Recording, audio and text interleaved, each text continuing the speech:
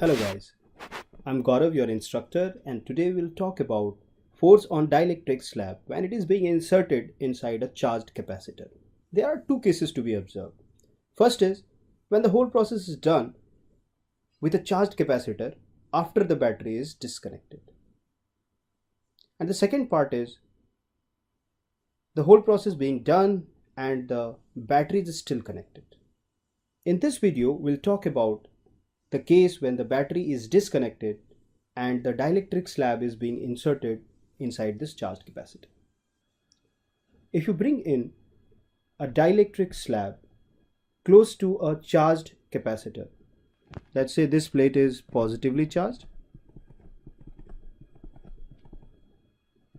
and this plate is negatively charged, then what is being observed is this dielectric slab near the edge of the plates is automatically pulled in. So there is some electrostatic force that is pulling in this dielectric. So what is the cause of this force and how much force is being acted on this dielectric? That is the central idea for this video. This problem cannot be solved under usual consideration that the electric field inside the charged capacitor is uniform.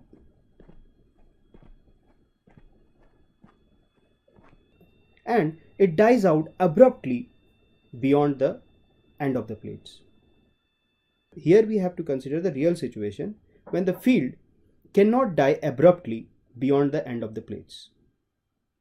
So what happens in the real case is the field inside is straight line, but as you move close to the ends, this field become curved and around the edges there is some fringe electric field going outside, and same on the other side.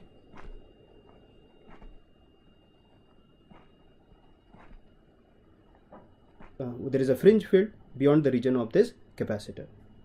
This fringe field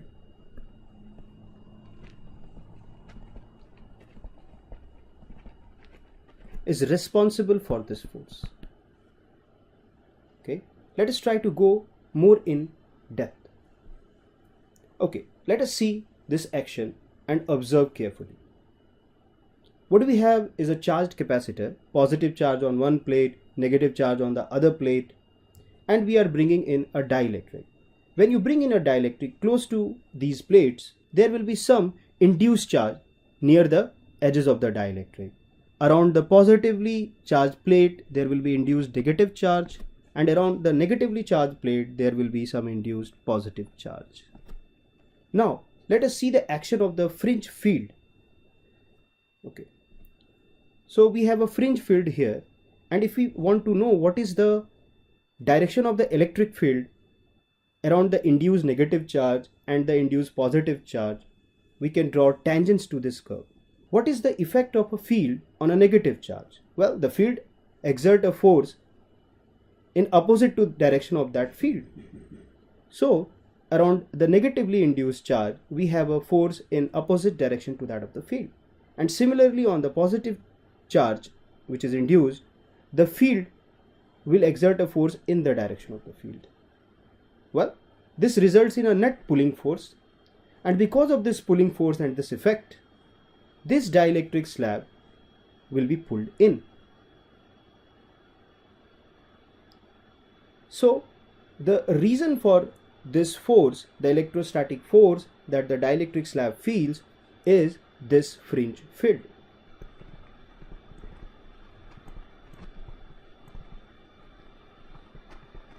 Now, as you can see, we cannot describe this force without considering this fringe field. We have to consider the real situation where the field cannot die out just around the ends of the plate. Now, how do we calculate this force on the slab? Now, the calculation of this force on the slab, for this we have to consider a situation where we are actually pulling out a dielectric from inside the capacitor. So here we have the situation, we are pulling out a dielectric from inside the capacitance. Why we are doing this? We are doing this very slowly first of all. And when we are doing it very slowly, we are not tending to increase any kinetic energy of this dielectric. So we are applying as much force as the electrostatic force is applying. So our external force will be equal to the electrostatic force. Let's say, and this is the direction x. Then the electrostatic force, as we know, is rate of change of the potential energy. So in fact, negative of the rate of change of potential energy in this region. Now how the potential energy is changing? Well, U here will be given by, let's say, because the charge on the capacitor is not changing, let's say it is plus Q charge and this one is minus Q charge, then the potential energy of the capacitor will be Q square by 2C. Well, Q is constant. So what is changing the potential energy? We can clearly see by taking out the dielectric outside, we are changing the capacitance of the system. So we have a roadmap now to find out the electrostatic force. That first of all we'll find out C as a function of x. After that we'll find out the potential energy. After that we will differentiate the potential energy with respect to x, and that will lead us to force. So let us first of all find out the variable capacitance. Let's say this region is x. Let's say the length of the capacitance in this view is L, and the plate dimension, which is not visible in this view, which is going perpendicular inside, is B. Let us assume the dielectric constant of this dielectric is K. Let us find out the capacitance of the system. Now, what we can do in order to find out the capacitance of the system is consider this system as one filled with air and the other filled with dielectric. Well, the region that is filled with air has a length x. The region that is filled with dielectric now has a length L minus x. As you can see, this is a metal plate, so these two will be at same potential, these two will be at same potential. So we have connected these two plates. Now this looks like two capacitance in parallel.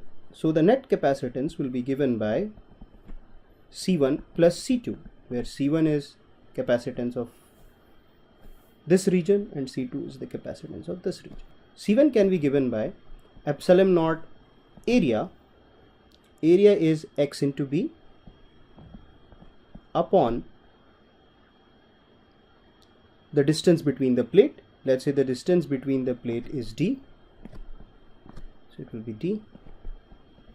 Now let's move to the other capacitance, which is filled with dielectric. It will be given by epsilon naught K L minus x into B, which is the area, divided by D.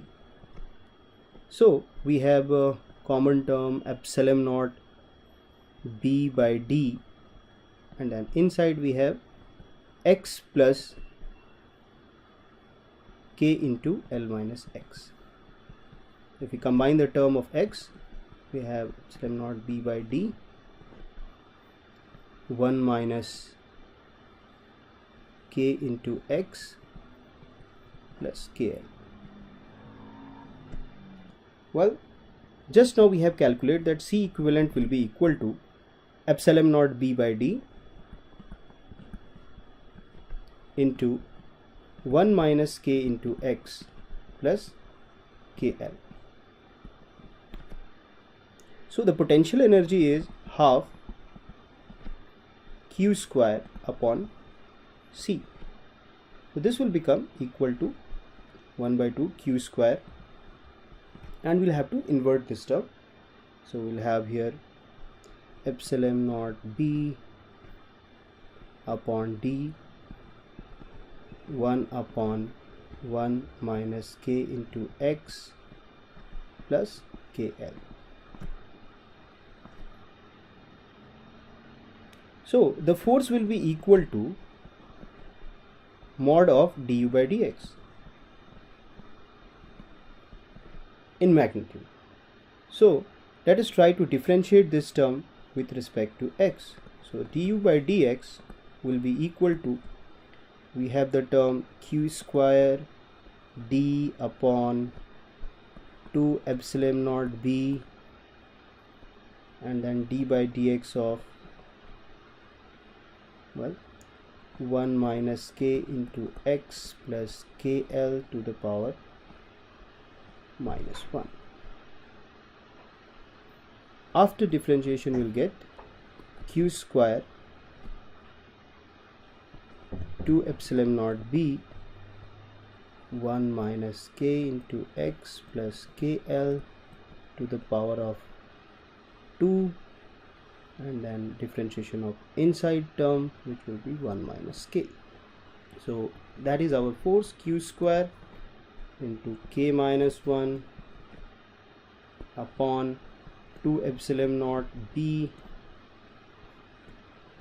1 minus k into x plus kl square. So this is the force acting on the dielectric when we have a charged capacitor and the dielectric is being taken out, and that is equal to the electrostatic force. As you can see, it's a function of x.